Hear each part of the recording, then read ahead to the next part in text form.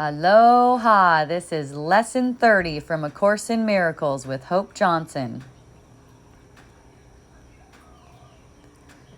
God is in everything I see because God is in my mind. The idea for today is the springboard for vision. From this idea will the world open up before you, and you will look upon it and see in it what you have never seen before. Nor will what you saw before be even faintly visible to you. Today we are trying to use a new kind of, quote, projection. We are not attempting to get rid of what we do not like by seeing it outside. Instead, we are trying to see in the world what is in our minds and what we want to recognize is there. Thus, we are trying to join with what we see rather than keeping it apart from us. That is the fundamental difference between vision and the way you see. Today's idea should be applied as often as possible throughout the day. Whenever you have a moment or so, repeat it to yourself slowly, looking about you, and trying to realize that the idea applies to everything you do see now, or could see now if it were within the range of your sight. Real vision is not limited to concepts such as near and far. To help you begin to get used to this idea, try to think of things beyond your present range as well as those you can actually see as you apply today's idea. Real vision is not only unlimited by space and distance, but it does not depend on the body's eyes at all. The mind is its only source. To aid in helping you to become more accustomed to this idea as well, devote several practice periods to applying today's idea with your eyes closed, using whatever subjects come to mind, and looking within rather than without. Today's idea applies equally to both. God is in everything I see because God is in my mind. Yes. Yes. When I recognize that the power of real vision is within me, then I'm not interested in seeing with the body's eyes and interpreting with the body's eyes. It's not interesting to me. And the ego's narrative that goes along with whatever's being perceived. See, when you see that God is in everything you see, because God is not just in your mind, is your mind. So you have that power of choice.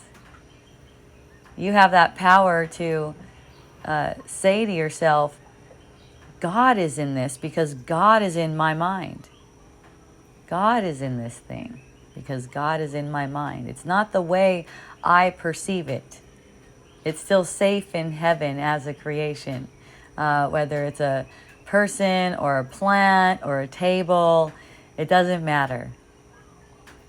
It's projected upon. That's what gives it any kind of form, any kind of meaning in the world. God is in everything because it's all in our mind. That's right, because it's all in our mind. So we can choose to see differently. We can choose to see beyond the veil that we put up. Which is past thoughts. It's all past thoughts. That includes our body. Made up structures, mind structures. Yep. So that's truly in the world. That's the vision of, you could say, the vision of Christ is what's being trained here. And it's not showing you so much how to see as Christ, because you are already that. But it's clearing away your ideas from the things you think you see, the people in your perception, the situations. Societal structures. Yes. Systems that are pre-made that you just fall into and get conditioned by. Yes. So this is reclaiming the power of your mind to see as God created you to see. This is God's will to see, you could say, Him in everything. Everything's holy. Yes. Instead of good or bad. Exactly. Everything is holy, and that's because you're holy, and this is what's helping you to find this out. So as many times as you can today, as many times as possible, just think on this thought: God is in everything I see because God is in my mind, and apply it. God is in this thing, God is in this body, God is in this situation, this court case, this car, whatever. It comes to your mind. Everything near and far, as it says. Everything near and far. So looking around and whatever your sight lands on, you can use that. And then also it's emphasizing several, or at least a few today, where you only close your eyes and look at the things imagined. The things imagined are also, God is in that, everything. And that's why I say, man, there's no personal interest in anything. It's everything is being orchestrated for everyone, for everyone's best interest. And only loving thoughts are real. And only loving thoughts are real. So if your mind starts going off on the unreal direction, basically your mind is blank. Mm-hmm. You're not progressing. You're just making illusions. And in that time that you spend, it's also attacking the body. That's why we have death. That's why we have an illusion of death. There's no real death, but we have projected that. And this is helping us undo everything we made. God is in death because God is in my mind.